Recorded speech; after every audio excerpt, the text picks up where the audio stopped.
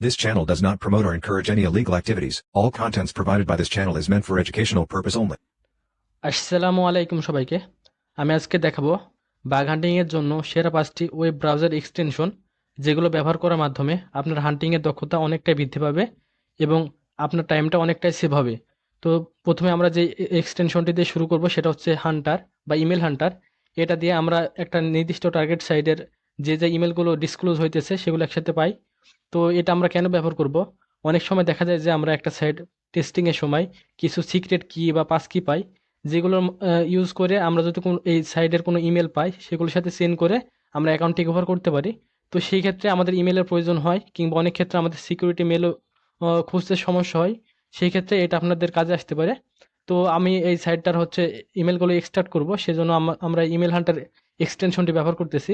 এখানে আমি যখন এক্সটেনশনে যাব, তো এই সাইটে যতগুলো ইমেল আছে সে এখানে শো করবে এবং এর সাথে সাথে এই কোথায় থেকে ইমেলগুলো সংগ্রহ করেছে সেগুলো এ দেখাবে। তো এটা আপনারা ইউজ করতে পারেন। 2 নম্বরে আমরা যে এক্সটেনশনটি নিয়ে কথা বলবো সেটা হচ্ছে ক্লিক স্টার বা অটো ক্লিকার। এটার মাধ্যমে যে কোনো একটি বাটনে অটোমেটিক ক্লিক করতে পারে। তো এটা আমরা কেন ব্যবহার করব? অনেক সময় দেখা যায় যে আমরা ব্রাউজারের মাধ্যমে রেট লিমিট ভালনারেবিলিটিটা ফাইন্ড করতে চাই, তো সেই ক্ষেত্রে এটা আমরা ব্যবহার করতে পারি। তো এক্সাম্পল হিসেবে আমি আপনাদের দেখানোর জন্য একটা সাইট ওপেন করছি এবং এখানে একটা ক্রিডেনশিয়াল আছে। এটা ইমেলটা হচ্ছে সঠিক, কিন্তু এখানে ক্রিডেনশিয়ালটা ভুল। তো এই ওয়েবসাইটটার হচ্ছে একটা ফিউচার হচ্ছে, কেউ যদি এখানে রং পাসওয়ার্ড 20 বার মতো দেয় তাহলে তার অ্যাকাউন্টটা সাময়িক সময়ের জন্য ডিসেবল করে দেয়, এবং 50 বারের অধিক যদি কেউ রং ক্রিডেনশিয়াল দেয় তাহলে এই ইমেলের যে অ্যাকাউন্টটা আছে সেটা হচ্ছে পার্মানেন্টলি লক হয়ে যাবে। তো এটা ক্ষেত্র বিশেষে বিজনেস লজিক বাগ। তো এটা আপনারা এইভাবে ফাইন করতে পারেন। আমি অটো ক্লিকের মাধ্যমে এটা ফাইন করছি। প্রথমে আমরা একটা এখানে একটা মানে টাইম সেট করে দেবো যে আমরা কত সেকেন্ড পর পর এখানে ক্লিক করতে চাই। তো এখানে ডিফল্ট 3 সেকেন্ড দেওয়া আছে, আমি এখানে 2 সেকেন্ড দিচ্ছি।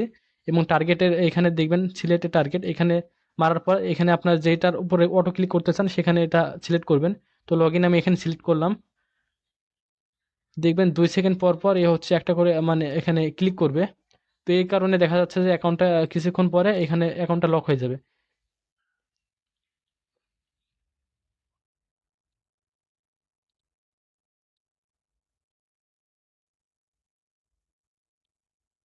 3 নম্বরে আমরা যে এক্সটেনশনটি নিয়ে কথা বলবো সেটা হচ্ছে রিটায়ার.js। এই এক্সটেনশনটির মাধ্যমে আমরা যেসব সাইটে জাভা রিলেটেড ফাইল আছে সেখান থেকে আমরা ভালনারেবিলিটিগুলো ডিটেক্ট করতে পারি।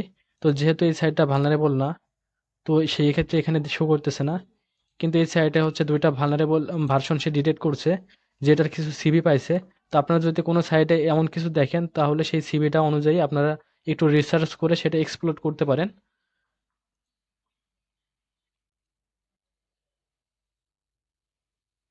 4 নম্বরে আমি যে এক্সটেনশনটি নিয়ে কথা বলবো সেটা একটা ভিপিএন এর। আপনারা ওয়েব ব্রাউজার এক্সটেনশনের অনেকগুলোই ভিপিএন পাবেন, তার মধ্যে আমার কাছে ভালো মনে হয় যে এই ফ্রি ভিপিএনটাকে। তো এইটা আপনারা কেন ইউজ করবেন? তো অনেক সময় দেখা যায় যে আমি বারপে একটা সাইট স্ক্যান দিয়েছি, সেই ক্ষেত্রে আমার কোনো রেস্ট্রিকশন নাই আমাদের কান্ট্রি থেকে, কিন্তু সে মুহূর্তে আমাদের ওই সাইটেরই কিছু ডোমিন আছে যেগুলো বাইরের কান্ট্রিতে হোস্ট করা, সেগুলো আমরা অ্যাক্সেস করতে পারছি না। তো সেই ক্ষেত্রে আমরা web browser extension VPN use করতে পারি। সেটার মাধ্যমে আমরা শুধু ব্রাউজারকে ভিপিএন এর সাথে লিঙ্ক করাবো, কিন্তু আমাদের যে বারপের যে স্ক্যানটা চলতেছে সেটা হচ্ছে অটোমেটিক আমাদের এই কান্ট্রি থেকে চলবে। তো এমন ক্ষেত্রে আপনারা বা এমন সিনারিওতে এগুলো ইউজ করতে পারেন। 5 নম্বরে আমরা যে এক্সটেনশনটি নিয়ে কথা বলবো সেটা হচ্ছে একটা ট্রান্সলেটর। তো অনেক সময় আমরা অনেক সাইটই পাই হান্টিংয়ের সময় যেগুলো বাইরের কান্ট্রির, যেমন চাইনিজ কিংবা জাপানিজ, যেগুলো ল্যাঙ্গুয়েজ আমরা বুঝতে পারি না। তো সেই ক্ষেত্রে আমাদের ট্রান্সলেটরের প্রয়োজন হয়। তো ট্রান্সলেটরের মধ্যে এই এক্সটেনশনটা আমার কাছে সবচেয়ে ভালো মনে হয়, কারণ এটার মাধ্যমে আপনারা যে কোনো ল্যাঙ্গুয়েজকে যে কোনো ল্যাঙ্গুয়েজে কনভার্ট করতে পারবেন।